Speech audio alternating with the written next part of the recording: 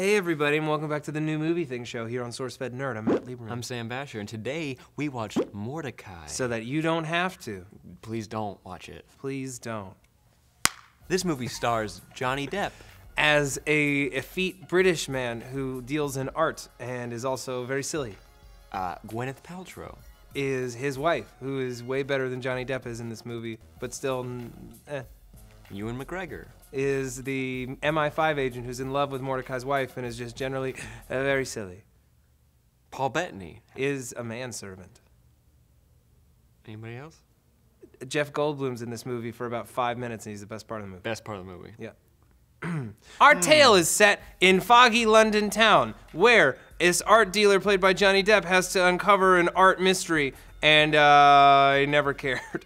Not really sure why they picked him to do it, but they did. I think it's because, as he is a producer on the film, that he wanted to make this movie in the first place. But it's honestly the biggest problem with the movie is Johnny Depp's performance. If anyone else, maybe a real Brit with some comedic timing, had played the part, maybe this movie would have been enjoyable. If you're an Anglophile, you'll love this movie. Unless you hate Americans playing Brits. Then you'll really dislike this movie like we did. Yes, you will. Highlights of this film include... They said balls a lot. They said balls a lot. There was a lot of sex jokes that kind of didn't fit in. There was some vaguely homophobic humor at times. There's some beautiful homes and castles that we see briefly. There's a lot of travel, a lot of cool special effects for when they did the transitions between the traveling. I enjoyed those. Weren't bad. And a lot of weak special effects, like this one explosion where everything that's coming out of it is clearly CG and it's just real bad. You got any more highlights? Some jokes about Los Angeles never hurt. There's a Russian guy. There's a Russian guy who wants to shock people's balls, and the guy that he works for, another Russian guy, is a guy who's way better on the show Banshee than he is in this movie. He plays an Amish gangster on that show, and it's really cool. There's not a lot to say about this movie. It has the framework of being an entertaining kind of spy British movie, but nothing ever really falls into place. It wants to be this like really fun, zippy mystery caper, and you can see it at times. It like almost becomes what it wants to be. Like there'll be just a kick up of energy, and then either just like a lame joke or just Johnny Depp making you real uncomfortable just brings it back down. Yeah, like Paul Bettany, like he's pretty entertaining. He is pretty entertaining. His character's okay. The best character, like we said earlier, is Jeff Goldblum, but he's only in there for maybe 5 minutes. He has 5 lines. Maybe even less. Maybe less, yeah. Yeah. Kind of not sure why Olivia Munn was advertised. Yeah, she plays his daughter who briefly tries to seduce Mortdecai and, highly advertised as a nymphomaniac, and I didn't really get that. No, she was just making that up. The problem really here lies in the direction of the movie.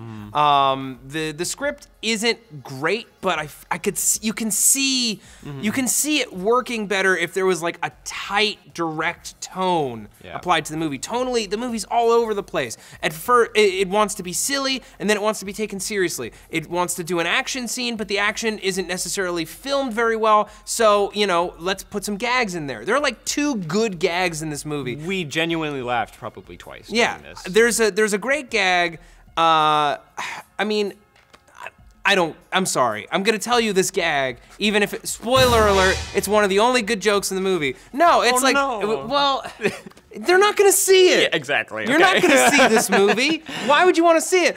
The first 20 minutes is practically non-stop mustache jokes. They stay on the topic of his mustache for almost the entire first act of the movie. And then for, I would say, another scattered 15 minutes throughout. And this isn't a super long movie. It feels like it is. Oh, it does, yes. But it's not that long. Shy of 2 hours, but it sure feels like 3. Ooh. The best gag in the movie, to me, and you may disagree, is towards the end, he's having an altercation with a thug, and he escapes him, and he's like, ha ha ha, and he's standing underneath this crate, and you think, oh man, this crate's gonna fall on him and trap him, and that's gonna be his comeuppance, and the crate falls, and then shatters around him. And it's just, that's like a beautiful bit of comedy. Where's the rest of that movie? Yeah, the only time I kind of genuinely laughed was a fake boner. Yeah. Because I'm a child in my mind, and there was a fake boner, and I thought that was hilarious. Like, right? Johnny Depp with a boner is really funny. Sorry to spoil it, but that was the second joke. Spoiler alert. Johnny Depp has a fake boner in this. The movies, like you said, like the pacing is just, it's not there. It's like you can kind of see the movie start to get a hold, and then they do something that doesn't quite make sense in the real world. Also, when I started watching this movie, I thought it took place in the 60s. But then they started talking on cell phones, and then it took present day, so I'm like, okay. I feel like it's, Why is there this classical feel to it? Like, we were talking about it earlier, like, if this movie was made decades ago, and was played by somebody else, of course, not Johnny Depp, it would have been perfect. Like, if Peter Sellers from the Pink Panther films played that part, I think, even with this script, it would have worked so much better. And a new director. Yeah. Just needs a new director. Colin Firth would have been amazing, Colin Firth would have been great. I think just really one of the chief issues is that Johnny Depp, as a performer, seems almost locked into this lazy zaniness that he's been doing ever since Pirates 1 made him the most money he's ever made in his entire career.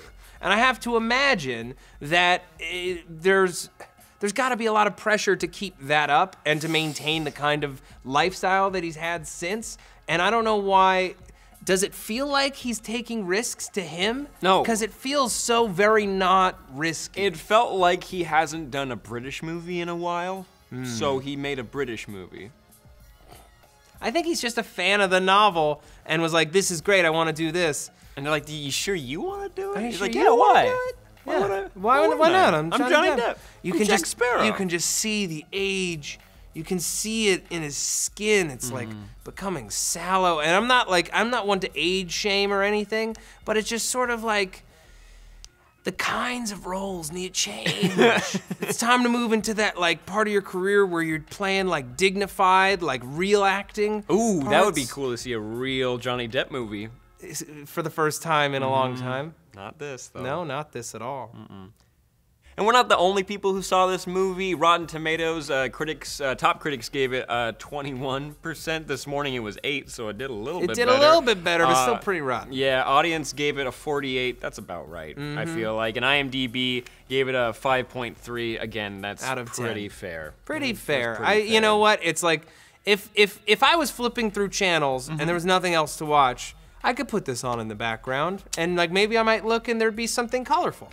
I would like to see someone. Maybe this is just English comedy, and I'm not getting it. Maybe there's something but here. It's not English. I know it's not English. I know it's not English, but maybe I missed something. You know, like it feels like maybe I'm not in on the joke. I don't know. I think the jokes are all there, and they're what they're supposed to be, but we just never start to care. It's just sad because there are a lot of elements that almost work in this movie. Paul Bettany is really game for what he's doing. He commits wholeheartedly to the part. I've come to really enjoy Gwyneth Paltrow on screen, and even she is like, she's doing what she can with this part, which frankly she doesn't have a ton to do. No, she doesn't. She actually did more in this movie than I expected her to. Yeah, and she, I would say she outshined Ewan McGregor, who had more comedy to do, but just came off kind of pathetic. He came out flat. I just, whenever he showed up, I was like, yeah, Ewan McGregor, because I'm a big fan of Ewan McGregor, and I thought this might be a comeback, because he's kind of fallen off the wagon a little bit, but no, this was not. This was kind of disappointing. No, because he's playing this guy who's like in love with Gwyneth Paltrow, and she's married to Johnny Depp, and, he's just being strung along by her, and that's just sad to watch. You should go to the theater if you want and see this movie and decide for yourself what you thought of it. I think we're pretty clear on how we felt. This has been the New Movie Thing Show. Come back every week where we review a new movie. I'm Matt Lieberman. I'm Sam. Yeah, and this made me never want to touch a painting again. Oh my God, I don't care. Oh yeah, it's just like... Imagine a young Michael Caine. That would have been rad. Right? Young Michael Caine, old Michael Caine, any Michael Caine would have picked up more comedy. Michael Caine. Yeah, it's just... Okay. No, if the brandy and the cigars is down here, is Miss Masterway. Masterway. Yeah. I don't want to see you wind up as a body, Masterway. You should retire. I want to go to a cafe somewhere and not see Mortdecai ever again because it was a piece of crap movie. I'm pretty sure he said that. Yeah.